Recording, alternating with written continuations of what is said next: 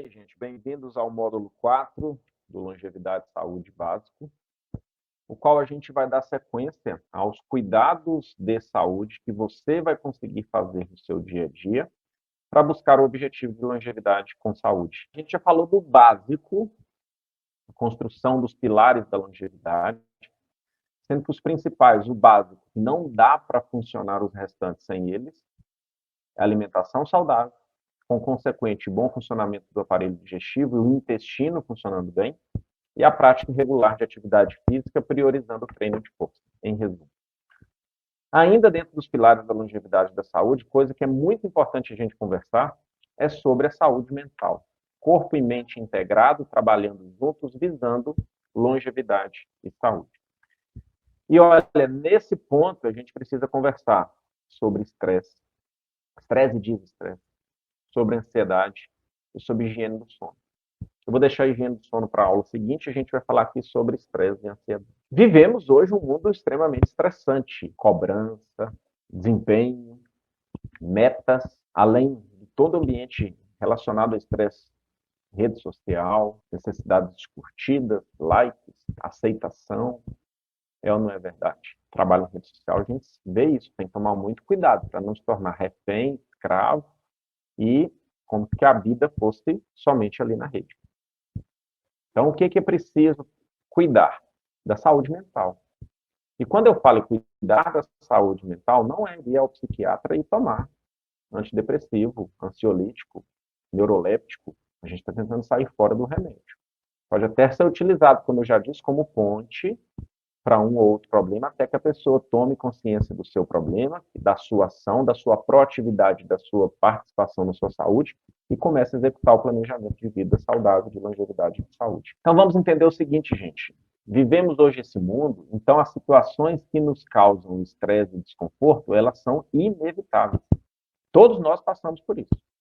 Todos nós passamos por situações que vão gerar estresse, na verdade, levar ao desestresse em alguns casos, que é o excesso do estresse, extrapolando aquele momento de resolução daquela situação, mantendo-se a longo prazo em outros momentos depois dela, atrapalhando o relacionamento, atrapalhando o desempenho do trabalho, o desempenho cognitivo, sexual, então tudo está desequilibrado, é o desestresse.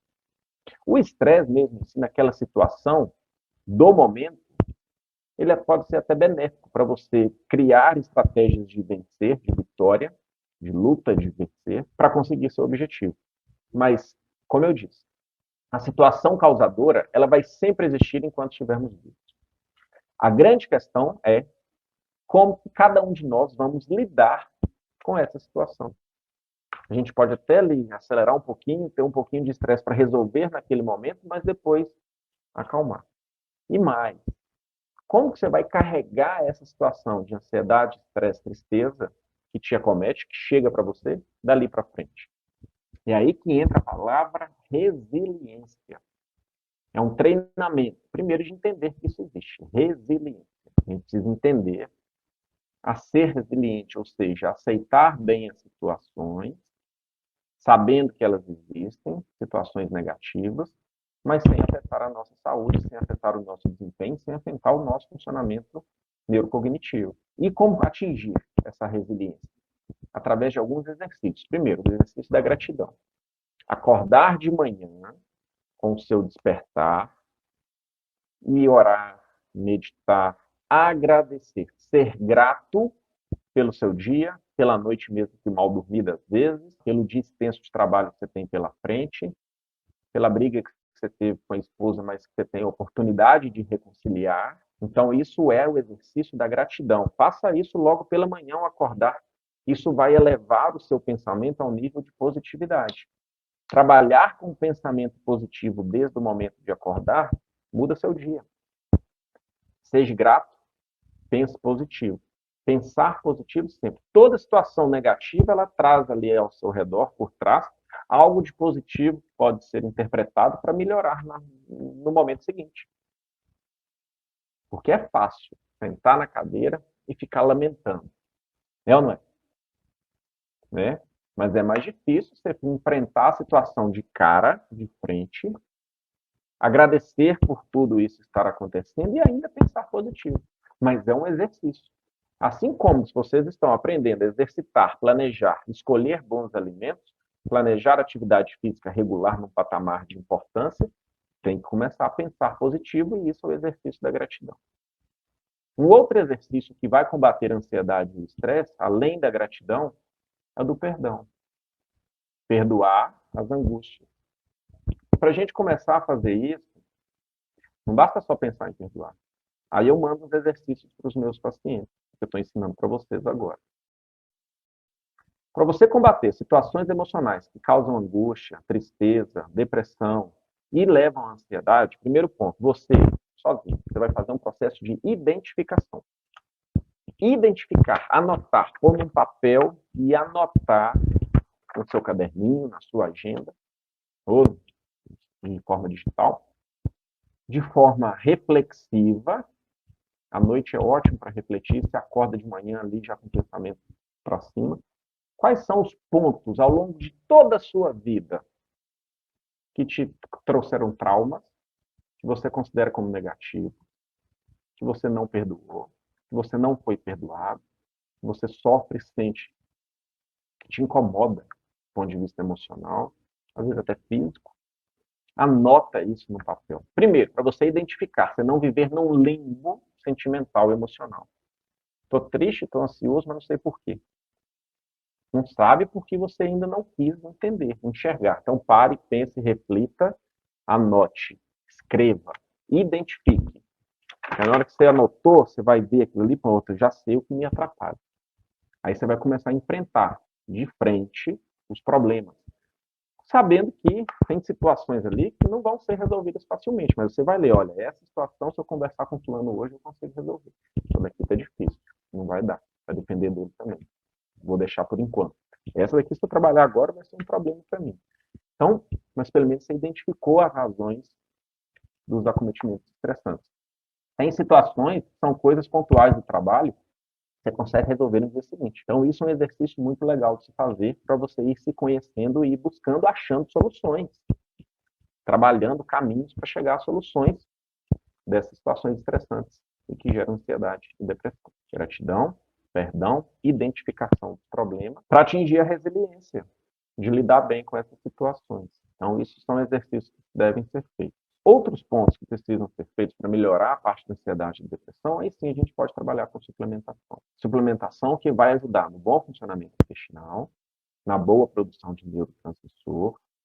A gente pode usar 5-HTP, que é um percussor da serotonina sublingual. A gente pode usar ocitocina nasal para controle de pânico, de fobia social.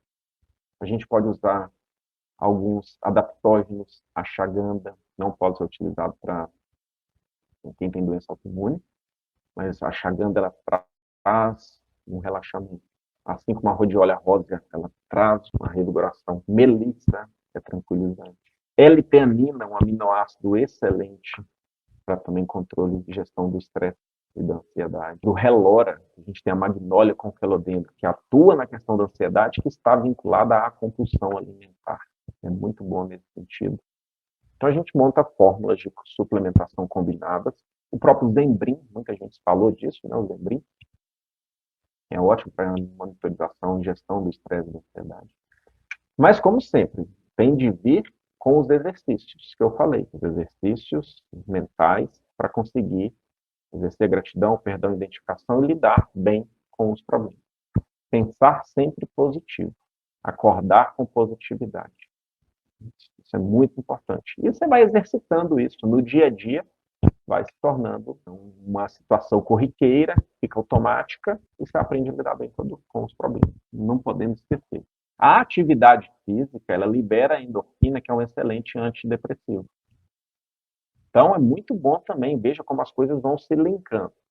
Uma alimentação saudável, rica em aminoácidos adequados, com atividade física, com os hábitos, os pensamentos positivos, esse mindfulness voltado para a gratidão, para o perdão, para a identificação do problema, que vai buscar resiliência, as coisas vão se conectando para você ser saudável. O estresse, gente, está relacionado com perda da função da telomerase, que eu falei na aula anterior.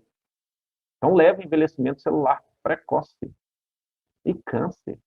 Perde a telomerase, a célula se multiplica de forma inadvertida, porque o telômero controla a multiplicação celular, pode gerar câncer. Câncer multifatorial. Alimentação, inflamação, estresse. Então, veja, o câncer é uma doença que vai interferir negativamente na sua longevidade, na sua saúde. E a gestão do estresse de forma positiva, como protetor, como preventivo. Criar uma situação semanal, 2 vezes por semana, de prazer, seja um esporte, uma atividade física, uma prática de música de um instrumento, uma pintura, ou seja, um hobby, algo que te relaxe, que independa do seu trabalho, da sua família, a coisa sua, você precisa ter. Também para gerir o estresse. Além de meditação, de yoga. Então, tudo isso vai ajudar na gestão do estresse. Ainda dentro disso, a gente pode falar um pouco sobre terapia quântica. Somos seres vibracionais também, formados por átomos que têm um próton, um núcleo e o elétron.